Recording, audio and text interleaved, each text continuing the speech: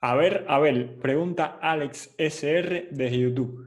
¿Cómo enfocarías una estrategia de testing para arquitecturas micro frontends? Bueno, la semana pasada estuvimos viendo un video, estuvimos analizando la arquitectura para microservicios.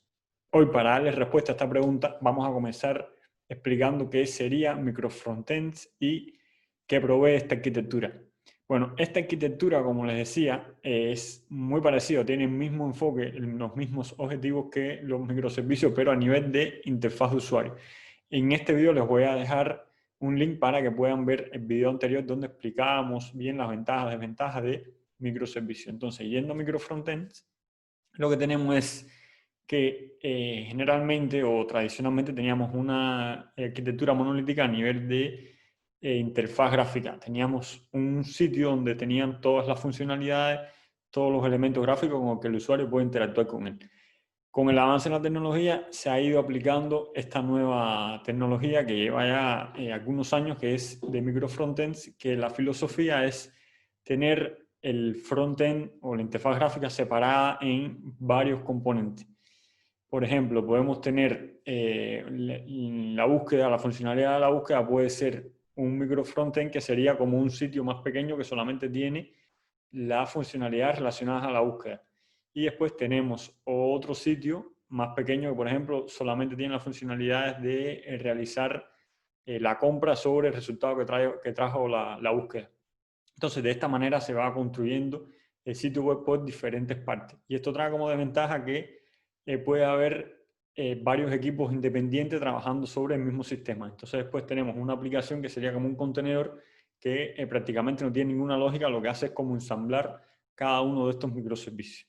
Entonces, podemos tener, por ejemplo, 3 equipos diferentes trabajando en las 3 funcionalidades más importantes, por ejemplo, del negocio, que sería la búsqueda, después, por ejemplo, hacer las compras y después, por ejemplo, hacer algún tipo de notificación. Entonces serían 3 sitios web que finalmente se le muestran al usuario como uno solo, integrándolo todo en el micro frontend o en el sitio con que el usuario termine interactuando. Entonces, ¿qué sucede con esto? ¿Qué cambia con esto? Las estrategias de prueba. Bueno, aquí lo primero que debemos tener en cuenta es que cada microfrontend tiene como un ciclo de pruebas independiente. Por ejemplo, el de la búsqueda tenemos un equipo que está desarrollando eso y cuando hace un pull request, por ejemplo, lo que debemos probar es solamente ese microfrontend de manera independiente sin las demás dependencias y las demás partes del sitio. Entonces, para hacer esto, nosotros lo que tenemos que aplicar es como mismo aplicamos cuando teníamos más una arquitectura monolítica a nivel de interfaz de usuario, aplicar la pirámide de la automatización de pruebas.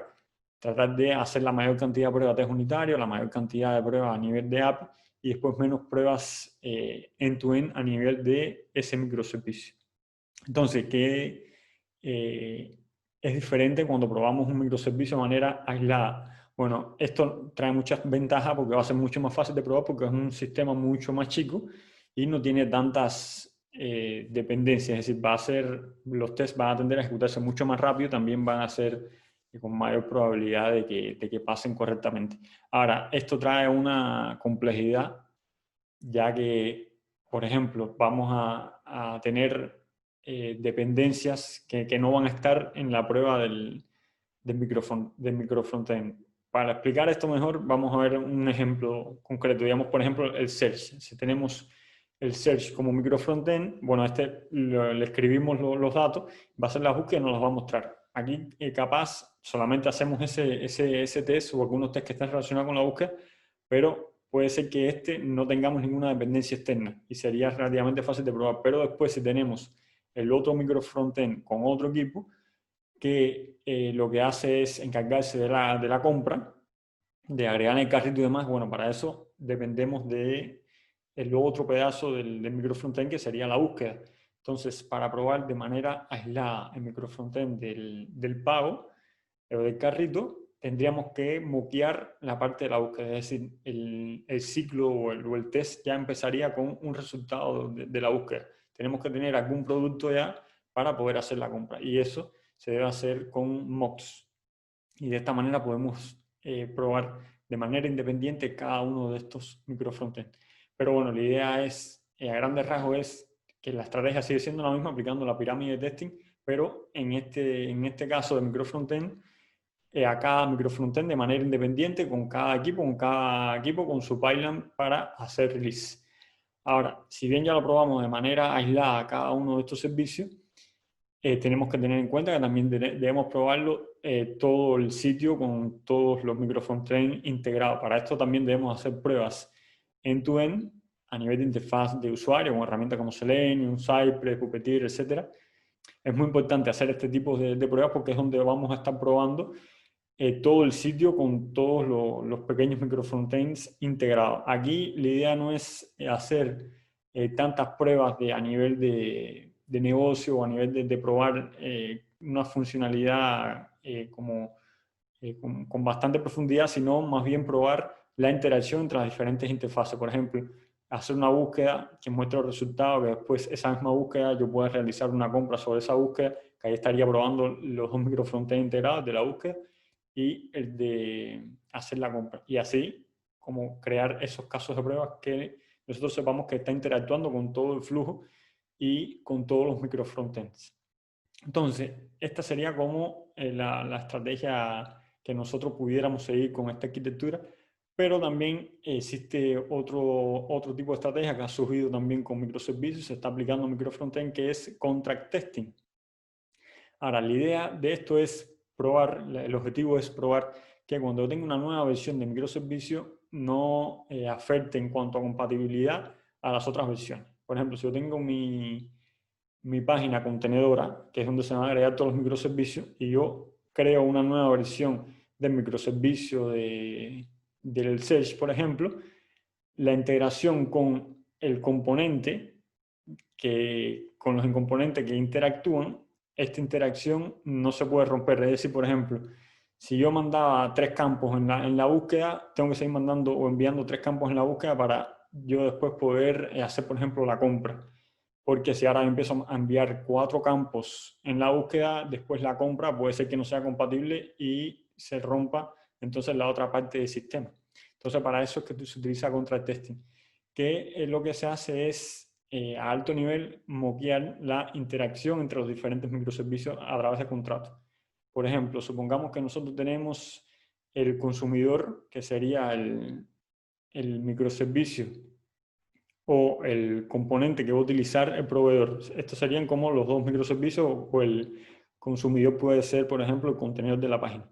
Entonces, ¿qué sucede? Nosotros tenemos que probarlo los dos de maneras independientes. Si cambia el proveedor, que sería el microservicio de ejemplo de la búsqueda, si cambia este proveedor, tiene que seguir funcionando la interacción con el consumidor, que puede ser el otro microservicio o la página contenedor. Y así, si cambia el consumidor, también el proveedor no se puede afectar. Y para esto, lo que se hace es que se muestra una interfaz tanto para el consumidor como para el proveedor y se moquea la interacción con esta interfaz. Un ejemplo concreto puede ser, tenemos el cliente.